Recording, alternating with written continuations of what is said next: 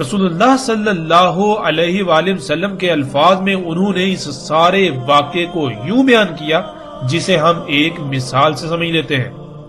مثلا کچھ لوگ ہیں جو پہلی بار 1 سے 100 تک گنتی سیکھ رہے ہیں۔ ناظرین تصور کریں باقی سب ابھی 60 پر ہیں، یعنی 60 تک گنتی سیکھ پائے، لیکن آپ ان میں سب سے پہلے 100 تک گنتی سیکھ لیتے ہیں، یعنی کہ آپ نے 100 تک سیکھ لی۔ باقی لوگ ابھی 60 تک پہنچے لیکن آپ 100 تک پہنچ گئے۔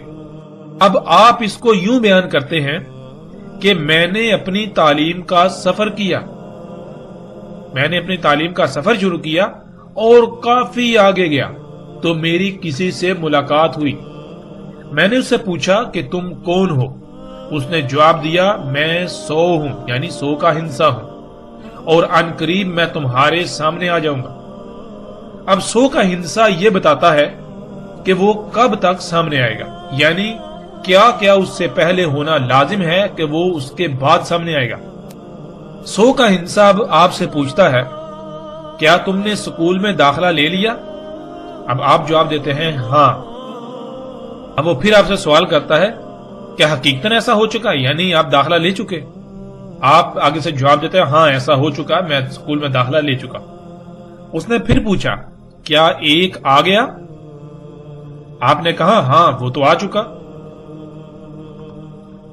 اس نے پھر پوچھا کہ 10 آ گیا؟ آپ نے جواب دیا ہاں 10 بھی آ چکا۔ اس نے پھر سوال کیا کیا 60 آ گیا؟ آپ نے جواب دیا ہاں وہ بھی آ چکا۔ اس نے پھر پوچھا کیا 70 آ گیا؟ اب آپ نے جواب دیا کہ نہیں وہ ابھی تک نہیں آیا۔ تو اس نے کہا کہ اب ان قریب وہی آئے گا، یعنی کہ اب ان قریب 70 آئے گا، اس کے بعد 80 آئے گا، پھر اس کے بعد 90 آئے گا۔ جب 90 آ جائے گا تو میرا سامنے آنے کا وقت بالکل قریب آ جائے گا، اور جب 99 آ جائے تو اچانک میں بھی سامنے آ جاؤں گا، لیکن جب تک 99 نہیں آتا تب تک قانون میں مجھے سامنے آنے کی اجازت ہے ہی نہیں۔ ناظرین اس مثال کو بار بار سنیے اور اس میں غور کیجئے۔ اگر آپ نے اس مثال کو سمجھ لیا تو تمیم داری رضی اللہ تعالیٰ عنہ والے واقعے کی ساری حقیقت آپ کے اوپر کھل جائے گی۔ یہ مثال اس واقعے کی ساری حقیقت کو کھول کر رکھ دے گی اور بہت ہی آسانی سے سارا واقعہ بالکل سمجھ آ جائے گا۔ بالکل یہی کہا تمیم داری رضی اللہ تعالیٰ عنہ نے کہ ان کی ملاقات دجال سے ہوئی، انہوں نے دجال کو دیکھا۔ دجال کو آپ اس مثال میں 100 کا ہندسہ تصور کر لیں، جیسے آپ کی 100 کے ہندسے سے گفتگو ہوئی بالکل ویسے ہی دجال کے ساتھ تمیم داری رضی اللہ تعالیٰ عنہ کی گفتگو ہوئی، یعنی حقیقتاً ایسی کسی گفتگو کا کوئی وجود نہیں ہے، ایسی کوئی گفتگو نہیں ہوئی، بلکہ ان کے ساتھ جو واقعہ پیش آیا، جو انہوں نے مستقبل کو اپنی آنکھوں سے دیکھ لیا، جو کہ باقی ابھی نہیں دیکھ سکتے، باقی جیسے انسان آئیں گے وہ دیکھیں گے، لیکن وہ پہلے ہی وہ سارے حالات و واقعات دیکھ چکے۔ اس سب کو سامنے عام سطح پر بیان کرنا تھا تاکہ اصل مقصد سب سمجھ جائیں، تو اس کو اس طرح حکمت کے ساتھ بیان کیا کہ دجال آئے گا، لیکن کب آئے گا؟ تمیم داری رضی اللہ تعالیٰ عنہ نے باقی سب سے پہلے ہی اسے دیکھ لیا۔ رسول اللہ صلی اللہ علیہ وآلہ وسلم کے بتائے ہوئے الفاظ میں انہوں نے بتایا کہ انہوں نے سوال کیا کہ کیا عربوں میں نبی آ گیا؟ ہم نے کہا ہاں آ گیا۔ اس نے پھر سوال کیا کیا انہوں نے اس کی اطاعت کی یا نافرمانی؟ ہم نے کہا اطاعت کی۔ دجال نے کہا اسی میں ان کے لیے خیر ہے۔ اب یہاں یہ ذہن میں رکھیں دجال خیر نہیں بلکہ شر اکبر ہے، دجال سے بڑا شر اور کوئی نہیں ہے جب سے انسانوں کو دنیا میں لایا گیا۔ تو اس نے کہا کہ اسی میں ان کے لیے خیر ہے، اس کا مطلب یہ ہے کہ جب تک محمد رسول اللہ صلی اللہ علیہ وآلہ وسلم کی اطاعت ہوگی، انہی کی لائی ہوئی دعوت پر عمل کیا جائے گا، یعنی دنیا کو فطرت پر رکھا جائے گا، اسی میں انسانوں کے لیے خیر ہوگی۔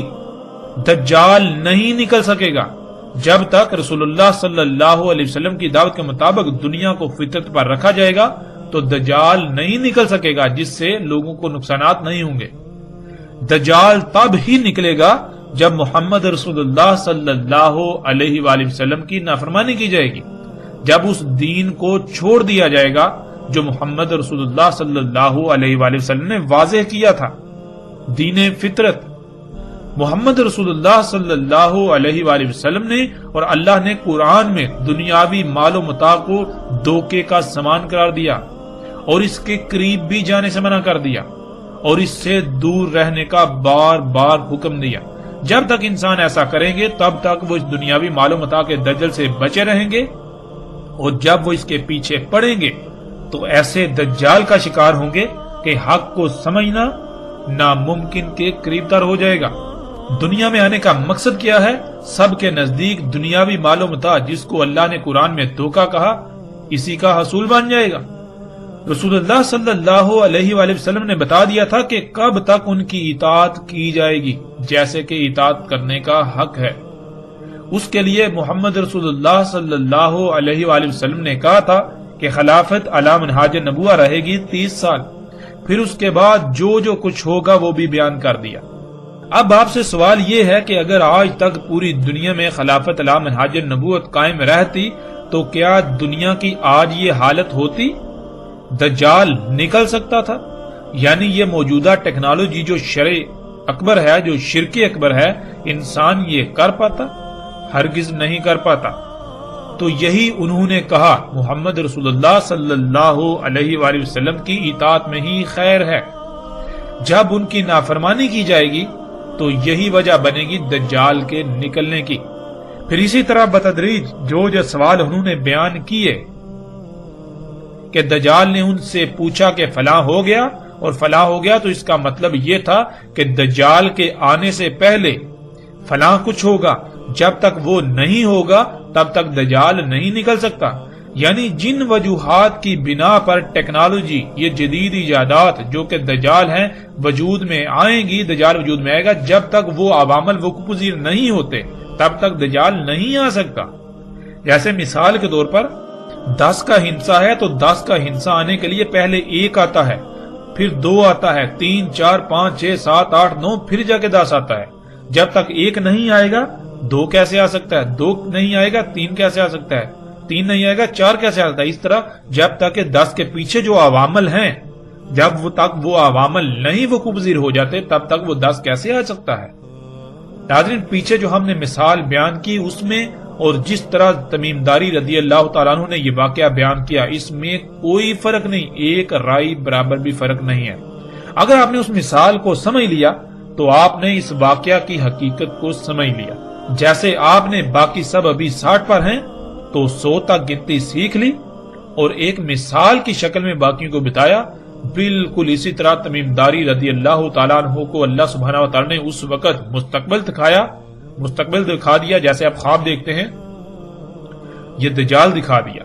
تو انہوں نے پھر ان الفاظ میں اس واقعے کو بیان کیا۔ ناظرین، اس کی مزید تصدیق روایات میں آنے والے الفاظ خود بخود کرتے ہیں۔ ابھی ہم صرف اور صرف اللہ کے فضل سے نہ صرف ان الفاظ کو سامنے رکھیں گے بلکہ ان الفاظ کو کیسے توڑ مروڑ کر امت کو دھوکہ دیا جاتا رہا، انسانیت کو دھوکہ دیا جاتا رہا، اور دھوکہ دینے والوں کا بھی پردہ چاک کریں گے۔ اس کے باوجود اگر کوئی حق کی بجائے گمراہی کا سودا کرتا ہے تو حق آ جانے کے بعد ہی کرے گا، اور اس کے پاس روز محشر کوئی عذر نہیں ہوگا کیونکہ اس پر حجت پوری ہو چکی